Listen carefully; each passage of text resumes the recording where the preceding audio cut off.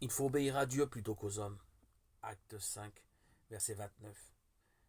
Il est des jours où la vérité éclate. Si les hommes se taisent, les pierres crieront, avait dit Jésus aux pharisiens qui voulaient faire taire la foule trop enthousiaste lors de son entrée triomphale à Jérusalem.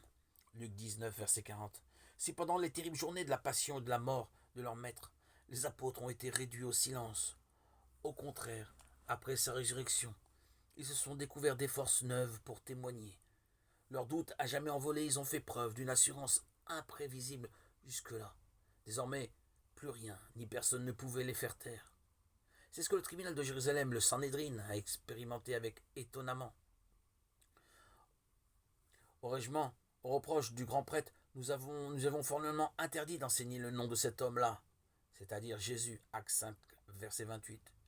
Pierre, accompagné de Jean, oppose à cette réponse intrépide, il faut obéir à Dieu plutôt qu'aux hommes, verset 29. Peut-être les autorités religieuses étaient-elles angoissées des conséquences possibles, car tout mouvement de foule risquait d'attirer l'attention et une éventuelle répression de la part des autorités romaines. Voulez-vous donc faire retomber sur nous le sang de cet homme, verset 28. Mais Pierre et Jean étaient à jamais débarrassés de la peur. Curieusement, ils n'étaient pas tout à fait seuls. Le pharisien Gamaliel, le professeur de Saoul de Tarse, savait lui aussi obéir à Dieu.